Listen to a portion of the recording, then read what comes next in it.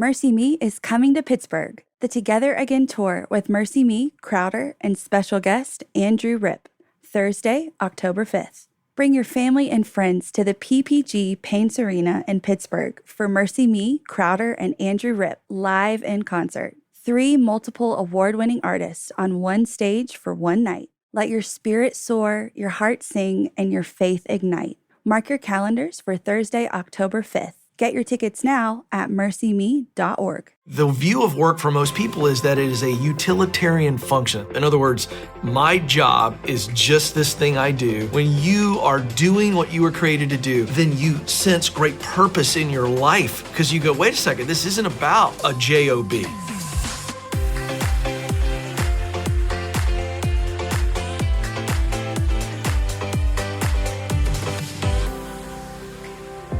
Hey everyone, and welcome to the Christy Wright Show. I'm so excited because today we are talking about a topic that you ask me about all the time: life balance. How do you balance it all? We're going to talk about it, and we're going to talk about why you might be feeling out of balance in the first place. And then I get to sit down with my good friend and fellow Ramsey personality, Ken Coleman. He is an expert in pursuing your passion, chasing your dream, and doing work that matters. And we're going to talk about how our work really affects our sense of balance. But first, let's talk about this whole idea of life balance. Now, I'll tell you, I have been a professional speaker for over a decade. And regardless of the event I'm speaking at, whether it is a women's event, a church event, a men's event, it does not matter. I'm always asked this $1 million question: how do you do it? How do you balance it all? Whether it's about your family or a business or a busy career or just a busy life, we all want to know. What's the secret? What's the secret to managing your time? What's the secret to being more efficient? What's the secret to getting more done, being more productive? How do we get more time? What's the secret? And what's interesting is as I'm asked this question again and again in lots of different groups, I notice that there's a pattern. We all seem to want life balance, but we have no idea what that means. Do you? Think about it. Have you ever stopped to define what life balance means to you?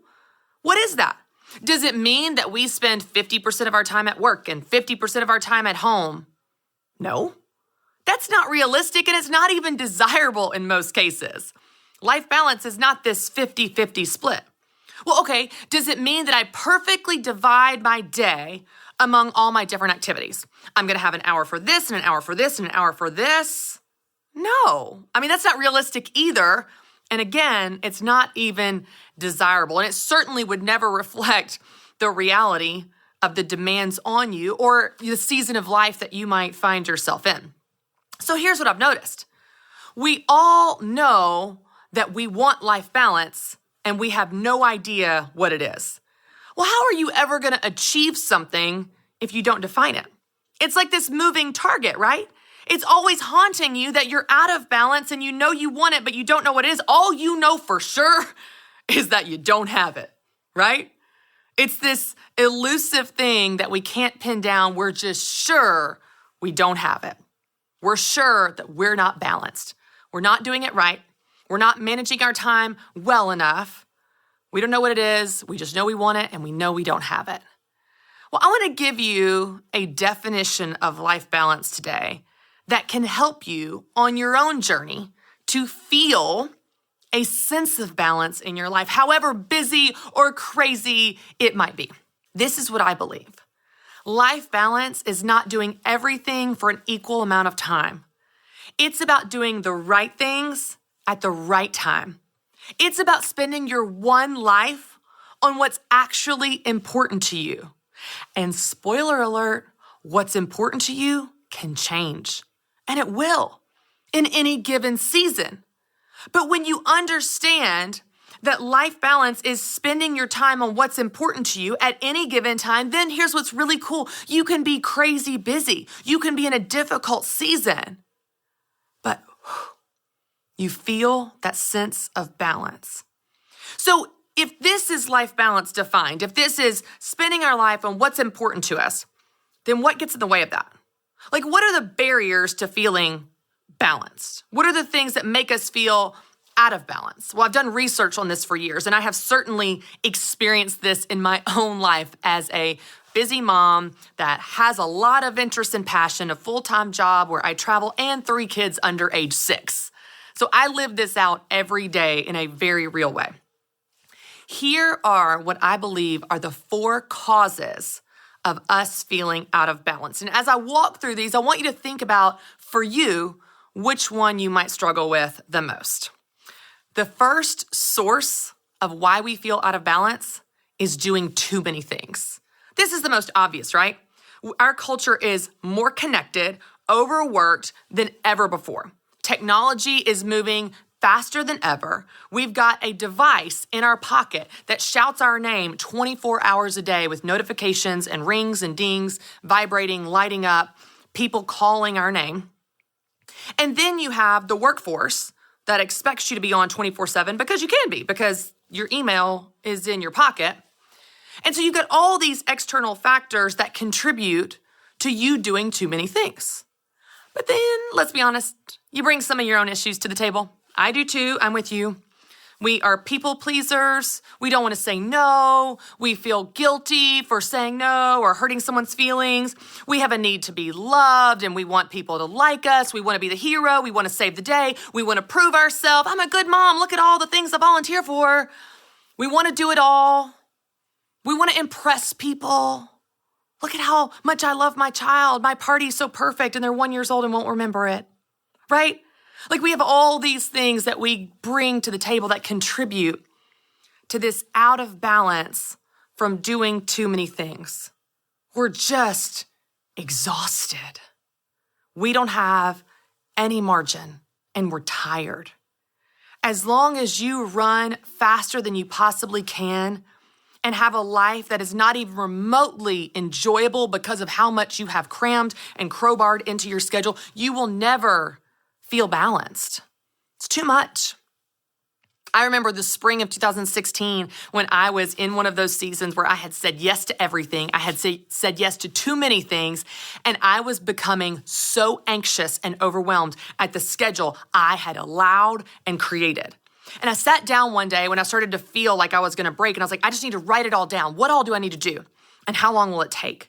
And I sat down and I wrote out everything I needed to do and every minute that it would take. And I want to say that the total amount of hours for the month of what I needed to do for work was around 440 hours. And then I looked at my calendar to see how much time I had to work. And I had 423 hours. If I never took a break, if I never stopped to go to the bathroom, if I never ate lunch, if I never sat down, if I never even paused to think, I still wouldn't get it all done. When you do too many things, you will feel out of balance. Maybe that's you.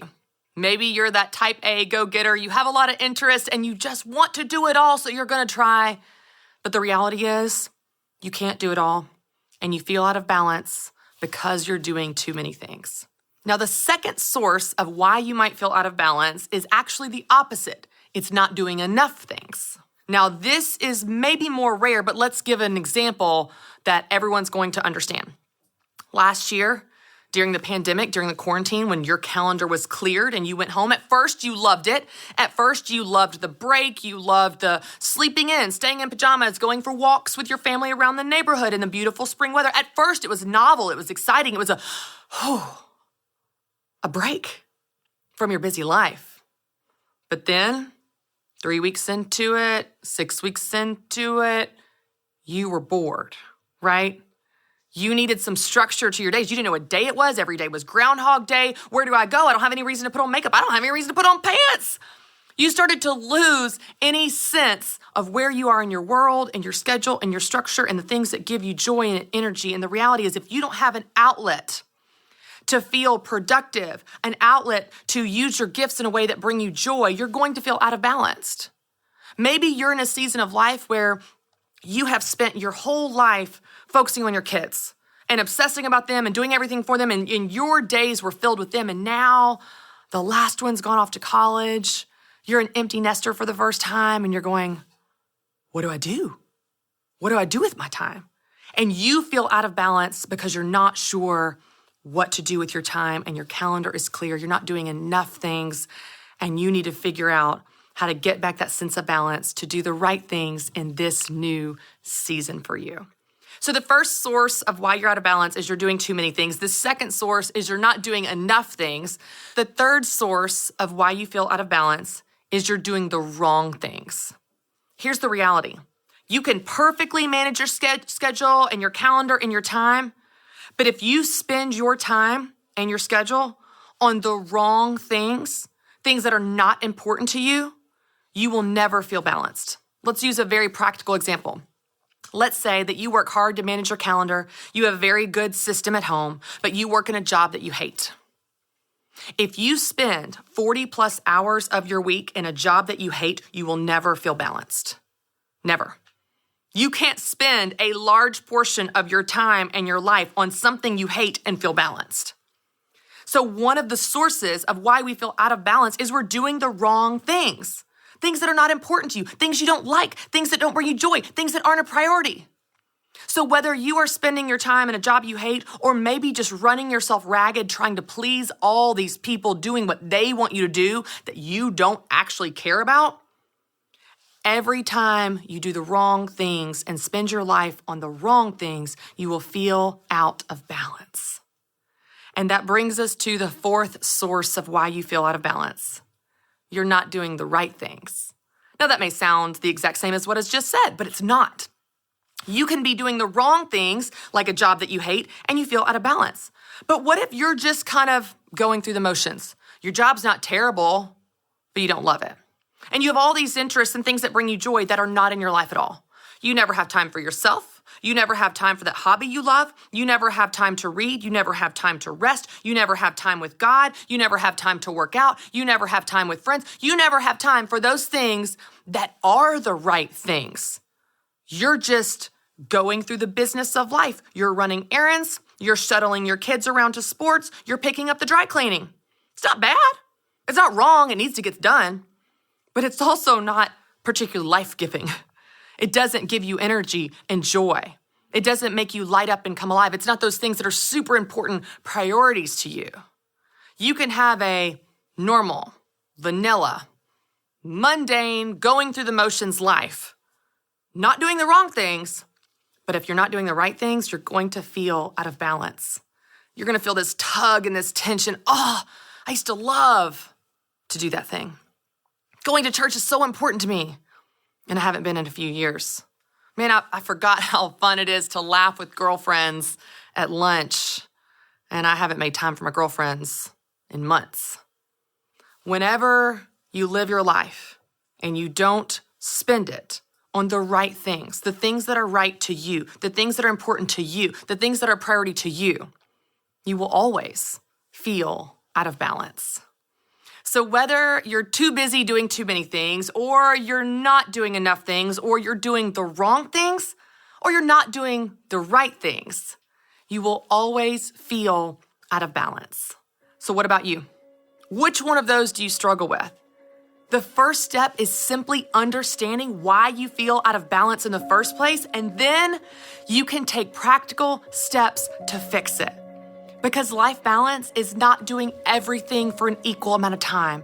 It's about doing the right things at the right time. So what's right? What's right for you right now? What's important to you right now, in this season, this month, this week? What is most important to you? And no, everything's not important. If everything's important, nothing is important. What is important to you right now, where you are in your season, in your situation, in your life? When you know what those things are, you can work actively to spend your time on them. And when you do, you will feel that sense of balance you've been looking for. All right, y'all, I'm so excited because today I get to sit down with one of my very good friends, fellow Ramsey personality, author of The Proximity Principle, Ken Coleman. Ken, thanks. Christy, this is fun. I get to be in your living room. It's very exciting. It's my actual living room. Yes. This is awesome. I love this. So we sit by each other every day, even though we're rarely both in the office. Right. But we have the same role here at Ramsey Solutions, but we really have a different focus. So I would love it if we would just start by you introducing yourself to our audience. I know they've heard from you before, but just tell them a lot about your passion to help people find their calling and kind of even the backstory of the proximity principle. Well, I am just absolutely dedicated to helping people realize that they have a unique role in this world. They were created for a role.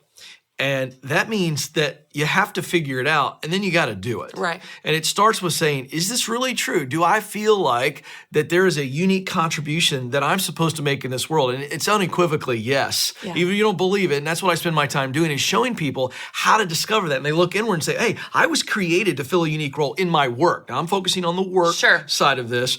And that means I'm needed, I'm valuable, despite what anybody has said about me or done to me, I have value.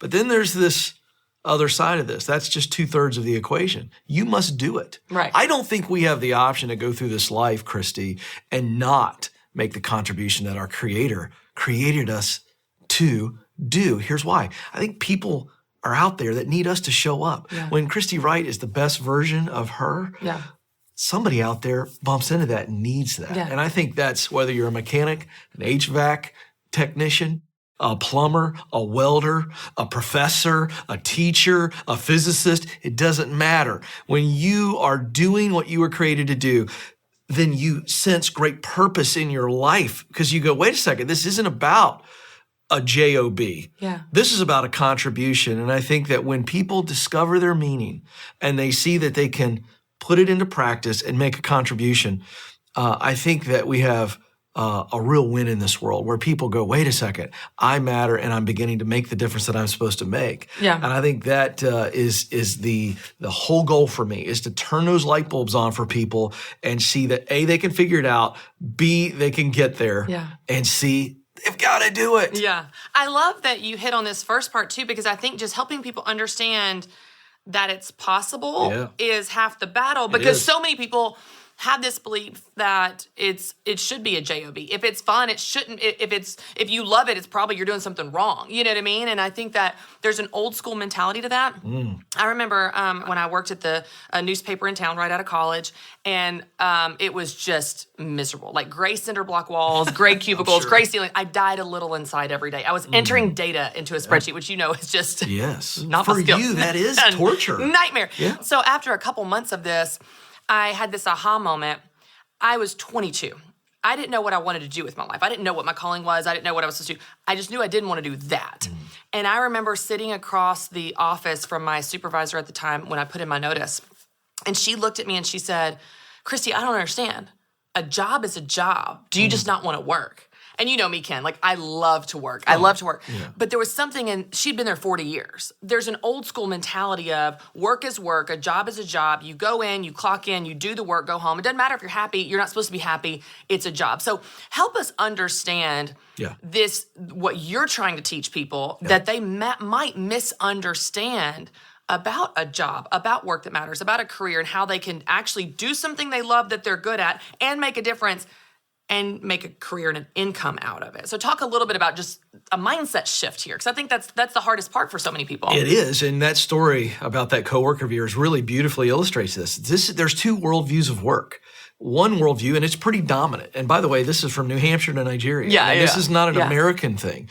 The view of work for most people is that it is a utilitarian function. It's a big, long word, but what that means is that I work to live. In other words, my job is just this thing I do that I have to do because it produces money so that I can cover the four walls, right? And then if there's a little bit left over in the four walls at Ramsey Solutions, obviously that's your housing, that is your utilities, that's your food and your transportation. And then of course we got some clothes and we've got the kids' camps and there's all these things we go, we've got to pay for this. So work just becomes this thing that we do. A means to an end. And here's what happens. So then we accept meaningless work because we go, I got to work, which is true. But there's this worldview that just says that's all it is. And so what happens is we'll put up with the average job. We'll put up with a miserable job because we just see there's no other option to make money. Now let's flip it. So what I'm trying to do is disrupt this worldview. And through Ramsey Solutions, get out there and say, wait a second, what if you live to work. I'm going to let that sit for a second because I think a lot of people go, whoa, whoa, whoa. I don't believe in that. Your worth is way more than your work. You're right. Right. I'm not preaching that you need to be a workaholic. That's not healthy. That's a recipe for disaster. But let's look at this. I live to work. Let me change the word from work for a moment to contribute. I touched on this in my first answer, but I live to contribute. Now, everybody on the planet, nobody goes through life and never wonders, why am I here? What should I do with my life? Nobody gets through life without that thought racing through their mind at some point. Right. So what does that tell us? Well, you and I agree on this, that we were created to contribute. Right. So we start there and you go, wait a second, whether I believe there's a God or not, I do want to help people. Right. The most confused callers I get on the Ken Coleman show will say, at least when I ask them, well, you say you don't know what you want to do. Come on, I think you want to do something. What do you want to do? I don't know, Ken. I just want to help people. Ding, ding, ding, ding, ding, ding. Who are the people you want to help? Right. What is the problem or challenge they have? Or what is the desire they have? Yeah. Let's just look at this for a moment. I could want to help people who are dealing with substance abuse. That's a challenge and a problem that person has. And I got some connection to them. But I could also want to design shoes for women to make them feel pretty. And you love some shoes, Ken. I love some shoes. True story, Ken has more shoes than I do. It's probably that's a fact. it's probably true. And that's okay, dudes. You can embrace that. But you understand what I'm saying? It doesn't always have to be this big world. It doesn't have to be a ministry job. It doesn't have to be in the church. You could want to do hair. Yeah, Why do you want to do hair? Every hairstylist that I've talked to who loves their work, it's not about the hair. Yeah. It's the creativity in the moment where they come in and the woman says, I want to do this differently, or I want this. How the person feels when they walk out, like getting to create that transformation. It's not just the creativity, but it's also, I'm kind of like their bartender. I'm kind of like their counselor. I think the world's greatest counselors are in beauty salons. Hey, you're sitting there for 3 hours. Salons. You got a lot of time to talk. So what I try to do is I help people understand, wait a second, let's just go back to, forget what Ken says, what Christy says, forget what you believe about God. You just wrestle with this on your own. Yeah. Have you ever wondered, what should I do with my life? Yeah. And do you at your core long to help people? And the answer is yes. So living on purpose and working on purpose are inextricably combined. You can't pull them out. And so it's not about workaholism and success and flying on a private jet. I hate that stuff. It's motivational gibberish. It's a lie. Here's the issue. You could be a teacher and be an everyday millionaire. Chris Hogan proved it. That's right. The average salary, Christy, in America for a teacher right now, this is the average across the board, is $60,000. How is it that teachers, not every teacher, because I get a lot of those calls, but how is it that a teacher can be so fulfilled? Well, they are using their talent, what they do best, to perform their passion, to instruct, to guide, to produce results that matter deeply to them, their mission, which is to give a kid a lift, to train a kid, sometimes just to love on a kid. Yeah. So all said, when we start to see work as, wow, this is about my contribution, this is about meaning, and I can make plenty of money when I am living and working in a job, a career that is terrifically meaningful to me. Yeah. See, when we get all that, we go, oh. And then I find that you make enough money. It's not about money. Yeah. So that's the deep-rooted thing that I'm trying to help people see. And when they begin to see that, they go, oh.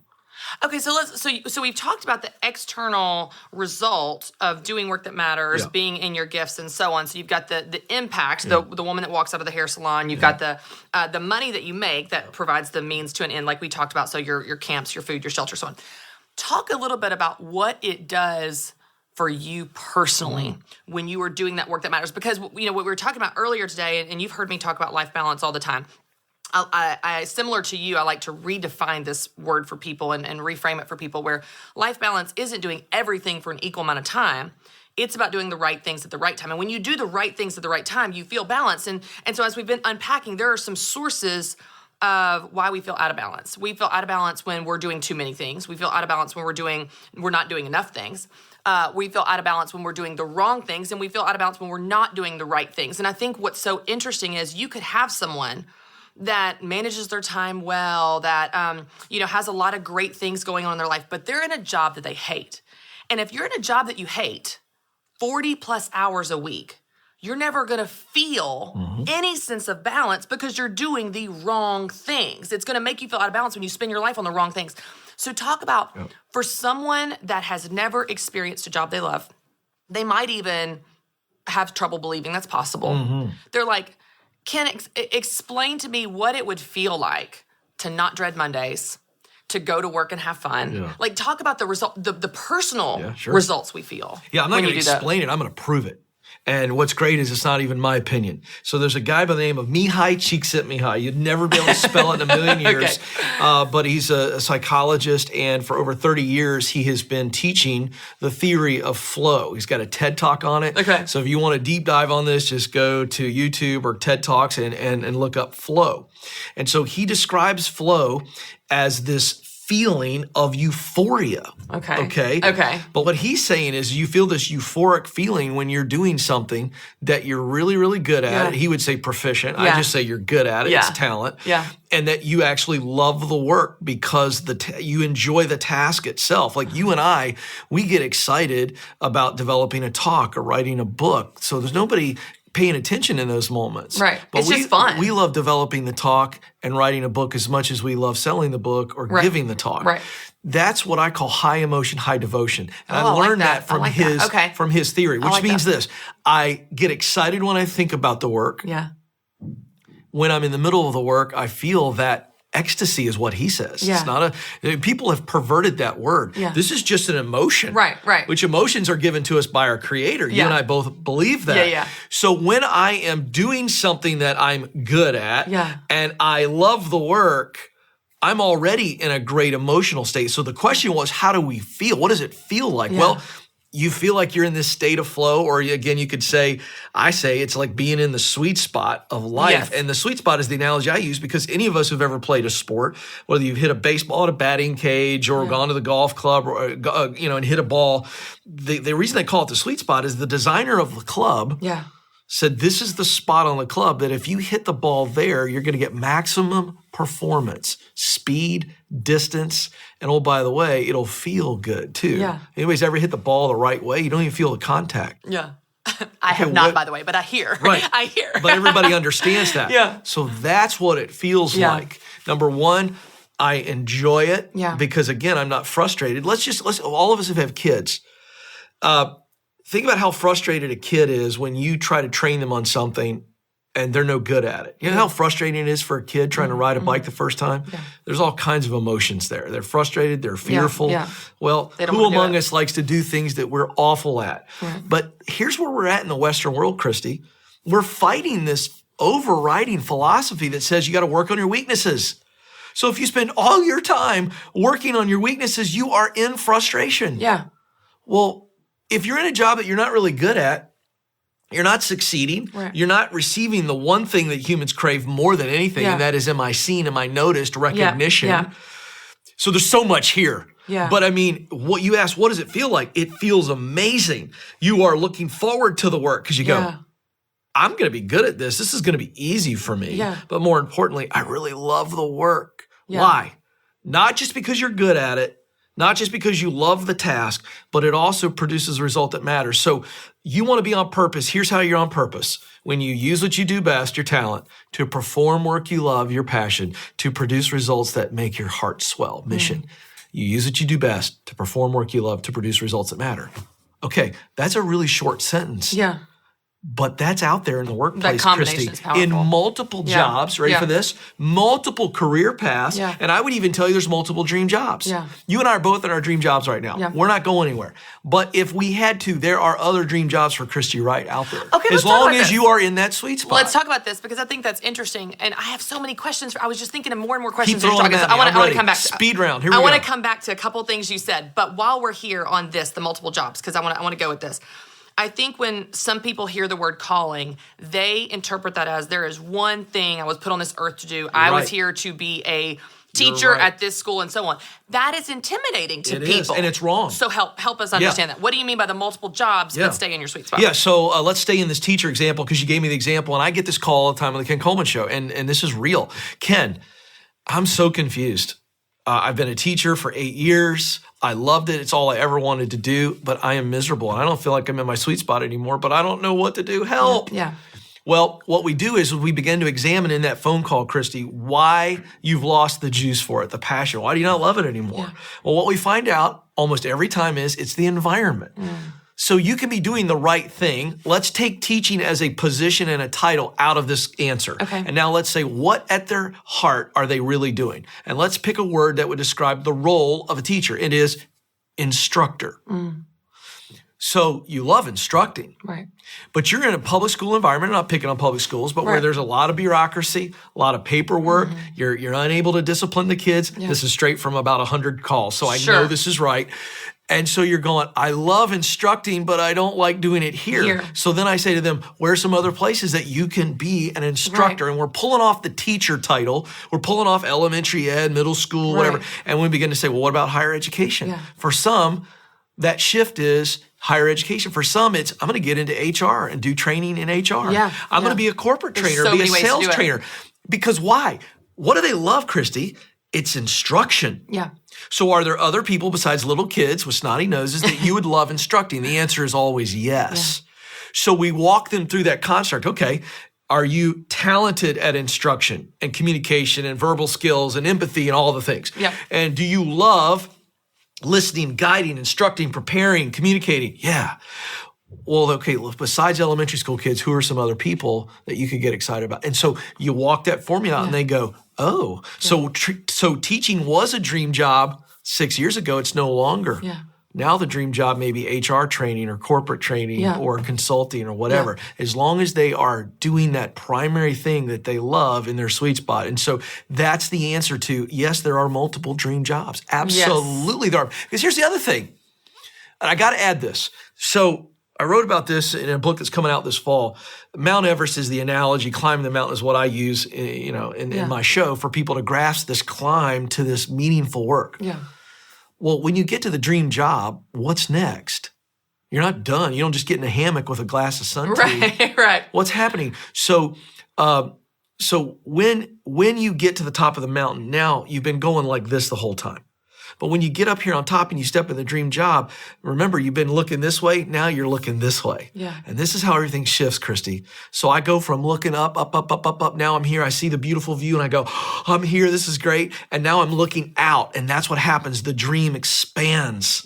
That's good. I'm still in my dream job, but I'm not done. I'm going to expand the dream. So I continue and I look for a new mountain to climb. Yeah, new challenge. All within that sweet spot. So that's the answer to the question. That's why there are multiple dream jobs. And by the way, that'll free your soul. It'll Totally, free because you up. realize you're not painted in a corner in this one thing that you're just destined to Yeah, forever. we see You have this in options. relationships as well. Right. Is he the one? Is she the one? What if I marry her or marry him and there's somebody else? No. Come on now. It's the same decision-making process. Yeah. And so, you don't have to worry about making the wrong decision. That's why I teach the sweet spot. As long as you're in that sweet spot, Yeah. use what you do well. Yeah. To do work you love, to produce results that matter. Well, there's all kinds of jobs and you're going to feel so fulfilled. And by the way, as you grow and advance, you stay in that sweet spot. Think of it as like that bubble and you just keep on running. You've seen that ridiculous halftime show where people are inside those giant clear bubbles? Yeah. Well, they're running. Well, they can move I forward. feel like my kids would love one of those things. Yeah, I think that's the joy of working and living in your sweet spot. Which Just stay one in that. final thing, when you are fulfilled at work, you're going to be a better husband, a better wife, a better father, and a better mother. You can't remove these things. Yeah. When you were talking about the idea of flow and this euphoric ecstasy, like the way that it feels when you're doing work that you love, when you're in your sweet spot, it was such a good, I had this like visual that came to mind. The way that I walk people through like identifying their strengths. So you and I've talked about this before, but one of the 5 E questions is, what do you enjoy? So that's what you're talking about. But also, what gives you energy? Yeah. Because when you're in your sweet spot, the way that you describe it, it actually gives you energy. It's not that you don't get tired, but you look at, okay, I'll speak at Business Boutique for 3 days straight. Nonstop, 16 to 18 hour days. I'm on a stage running around. At the end of that, I'm like, I am on top of the world. Like I feel like I could run a marathon because I've gotten so much energy from doing what I was created to do. Now let's rewind to 22-year-old Christy in the gray cubicle entering data. 0 energy. 5 minutes and I need a nap. Yeah. I died a little inside. And so when absolutely I right. love these questions as you talk about this, the energy, the euphoric feeling that you have. What about the reality of we all have parts of our job we don't like, even if you're in a job that you love. So if someone is going, okay, was this just a bad day or a hard project, or does this mean I'm not in my sweet spot, I should do something else? Because I know some people might be thinking that. That's a great question, and there's no real formula here, but I would say if 80% of your day you're doing something in your sweet spot, you're there. Yeah. Because I got to go to meetings here. Oh, you and I both have things that we don't want to do. We despise meetings. Yeah. I do. Yeah, totally. Yeah. I do. I hate meetings. I love conversations. Right, yeah. What takes 30 minutes sometimes I could get done in 3. But, that's neither here nor there. That's a separate episode. But there are things, there are times where, when I got here at Ramsey Solutions, I wasn't a personality. Yeah. I was in my sweet spot, but I wasn't in my dream job. Right. Okay, so again, you just kind of keep looking through this. Wait a second. Am I spending the majority of my day, you pick the percentage, doing work that I'm good at? Right. Do I spend the majority of my day doing work that I really love? Yeah. Do I spend the majority of my day creating results that make me excited? Right. Okay. I love it. That's it. I love it. There's going to be times, there's a great scene in the movie The Great Debaters. It's a wonderful movie. Forrest Whitaker stars as the father. And this kid loves debate. And he's a great student. He's a brilliant kid. Yeah. He's a good kid. Yeah. But he gets into the debate team, and they're a small black college, and they're competing with the big boys. And this kid's a rock star. Yeah. And so, of course, it's all he wants to do is debate. Yeah. Because they're winning, and they're good. Right. And they're all together, and they're this team. And so the dad starts to notice that he's spending more time even in non-practice times with everybody, and we're working on it. That's all they do is practice debate. And he's going, what about your studies? And the kid's pushing back a little bit. Yeah. He's like, Dad, I'll get it. And he looks at him, he's like, no, you're not going. You won't compete. You won't practice until you get your work done. And the kid gets kind of huffy and kind of storms out, okay, and he looks at him and he says, do what you have to do so you can do what you want to do. That's good. There is going to be a part of our day where we do what we have to do. Yeah. But again, back to that formula I just gave you, don't overthink it. Yeah. Roughly 80-20, just the majority of your day. The majority of your day. Okay, I've got another question. I want to go back. You said something. No, but you said something beautiful I want to call out. What?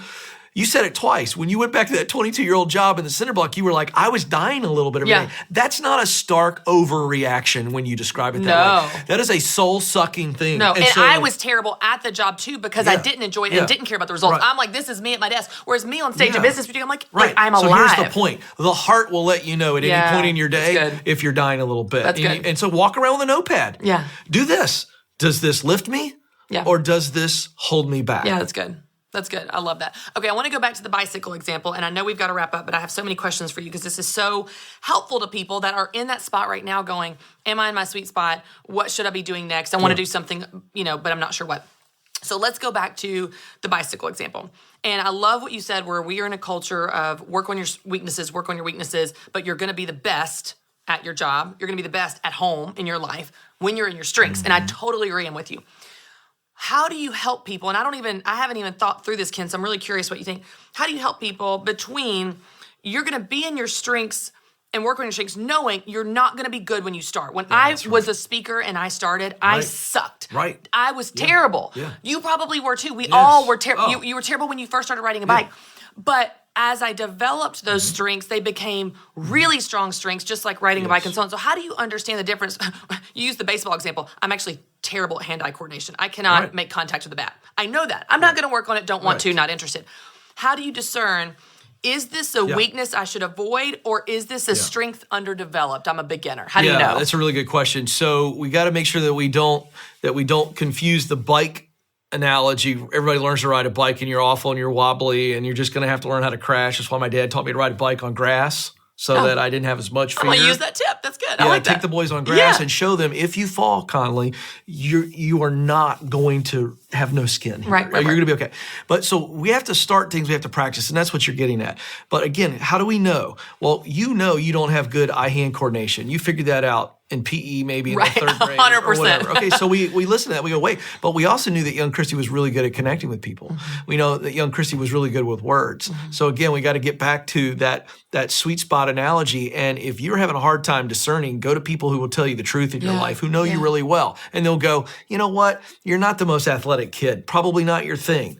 But you're really gifted in this area, verbal skills. And then you go, okay, so we start to lean that way. Now, to your question, we're still not going to be great at speaking if we try to speak the first time and just do it. The worst is the first, is what I tell myself. The very first Ken Coleman show, I would never want anybody to hear it. I hope they buried it in the ash heap of history. Same thing with the first talk. I wouldn't want anybody to hear that.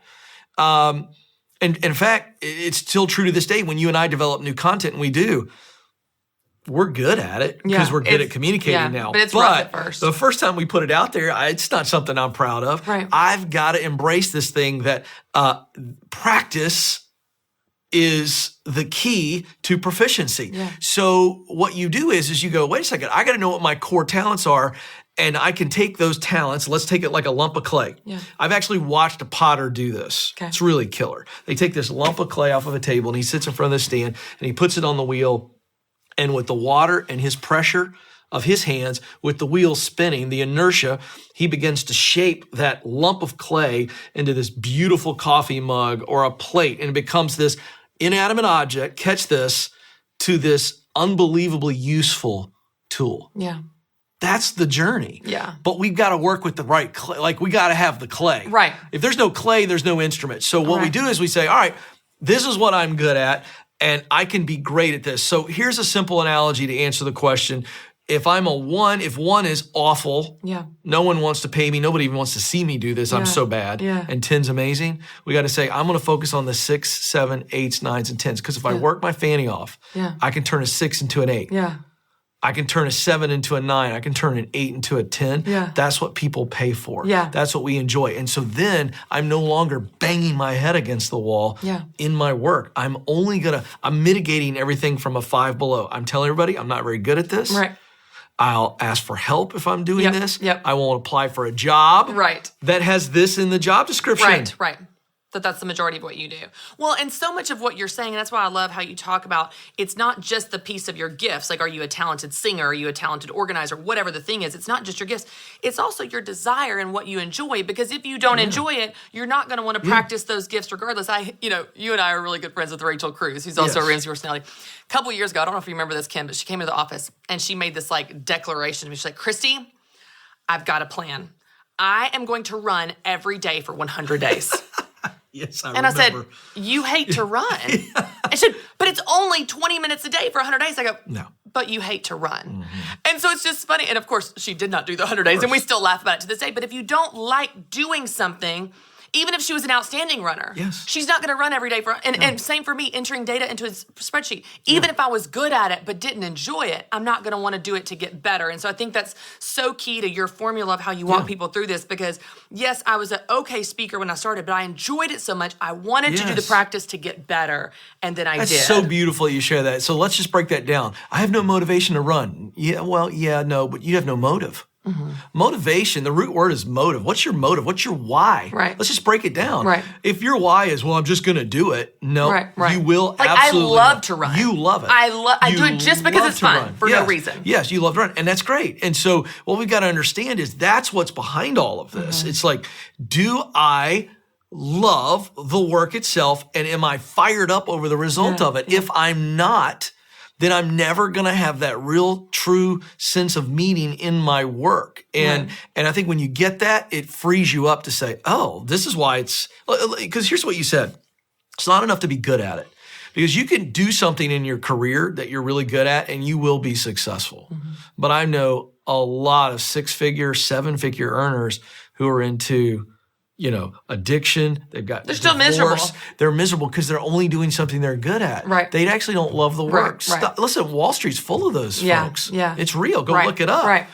Now let's look at the second part of that. I can get in my work, and I can be good at it, and I can really enjoy it, and you'll have some satisfaction. You will be. You'll have a good work life. You'll be satisfied.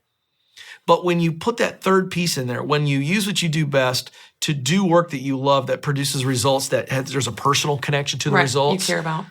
That's significance. Yeah, that's good. I'm not teaching success, and I'm not teaching satisfaction.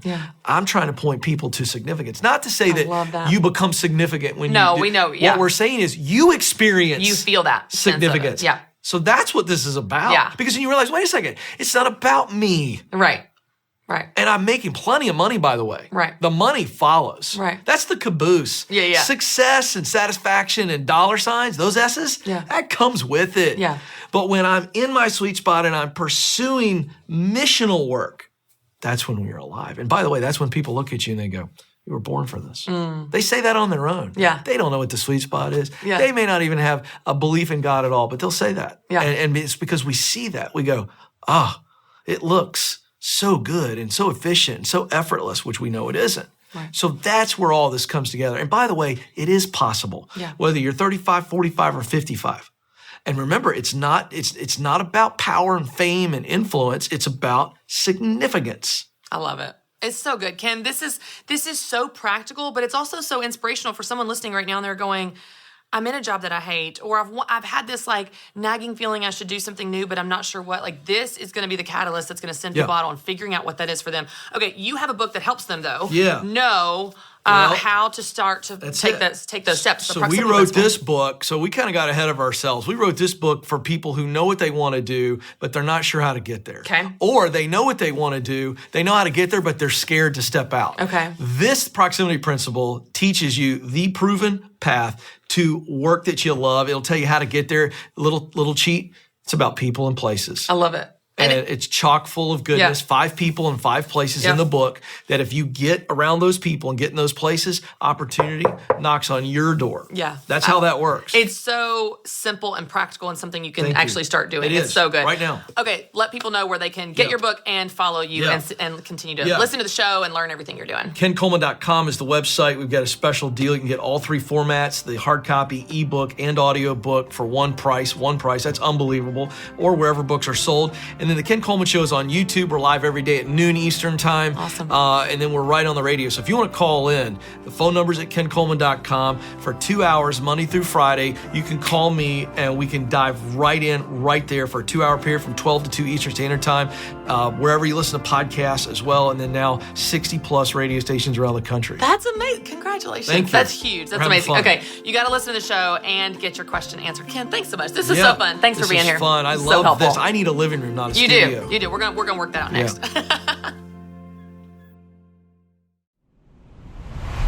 All right, y'all. I want to share a verse with you that's very short from Ecclesiastes, but it's a great reminder for what we're talking about.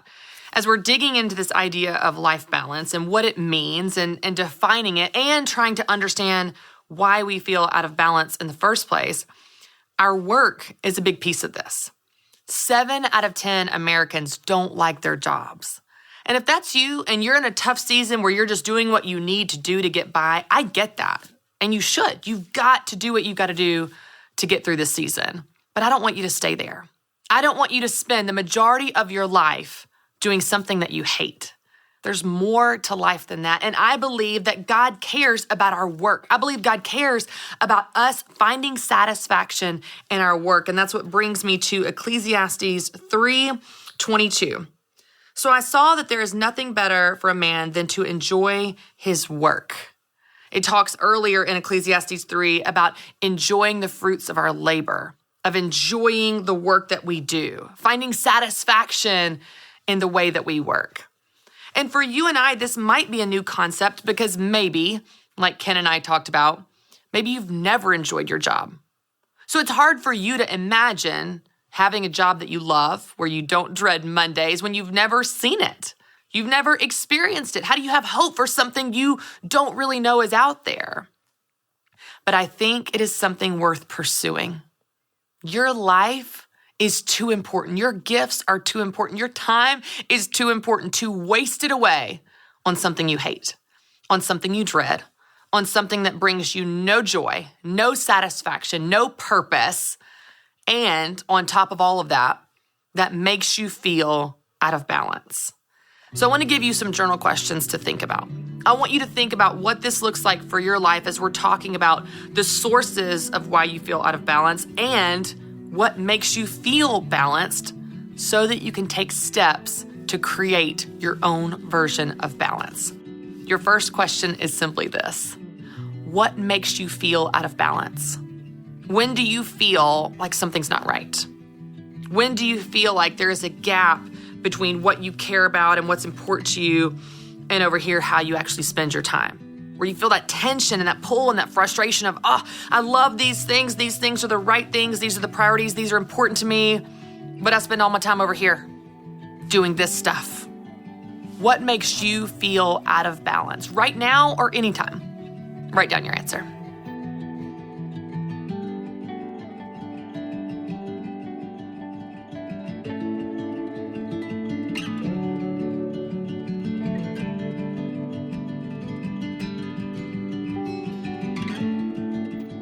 All right, your second question is this.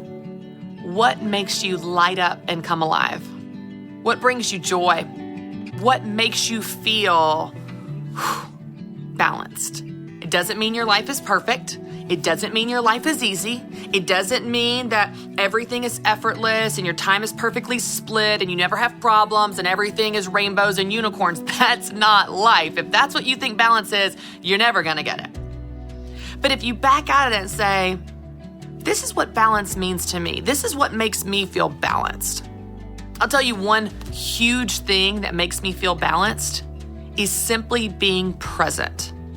When I allow myself and discipline myself to be present in the moment that I'm in, wherever that may be, whether I'm here at work, whether I'm in a meeting, whether I'm at home with my kids, whether I'm working out, whether I'm on a walk listening to a podcast or having a quiet time with God, wherever I am, if I can allow myself to be present there, I feel balanced, I feel good. I don't feel guilty. I don't have wandering thoughts. I don't feel distracted. I don't feel anxious. Simply training myself to be present in the moment that I'm in makes me feel balanced. That's one example. What about you? Maybe spending your weekends with your family. That makes you feel balanced. And when you can't, you feel very out of balance. Maybe for you, it is getting a certain amount of hours of sleep a night. That makes you feel more balanced. You're more rested, you're happier, you're in a better mood, you're more productive, you enjoy your day more because you got the sleep you needed. And you know what that amount is. And when you get it, you feel balanced. What makes you feel balanced? Write down your answer.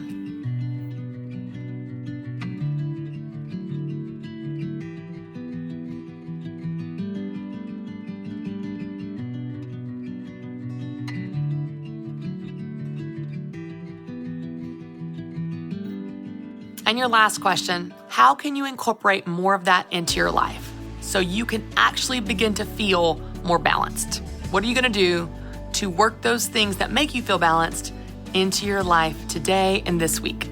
Write down your answer.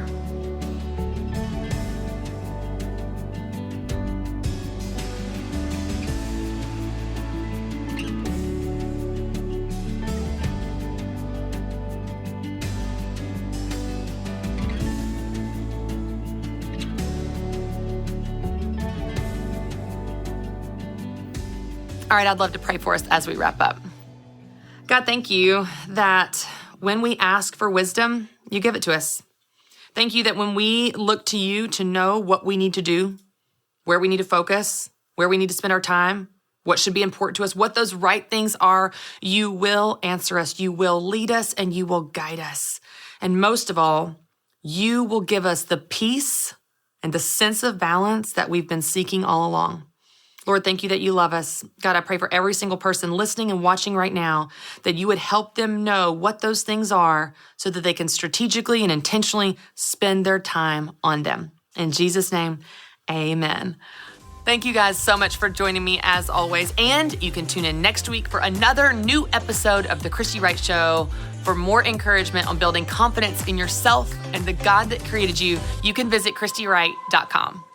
Mercy Me is coming to Pittsburgh. The Together Again tour with Mercy Me, Crowder, and special guest Andrew Rip, Thursday, October 5th. Bring your family and friends to the PPG Paints Arena in Pittsburgh for Mercy Me, Crowder, and Andrew Rip live in concert. 3 multiple award-winning artists on one stage for one night. Let your spirit soar, your heart sing, and your faith ignite. Mark your calendars for Thursday, October 5th. Get your tickets now at mercyme.org.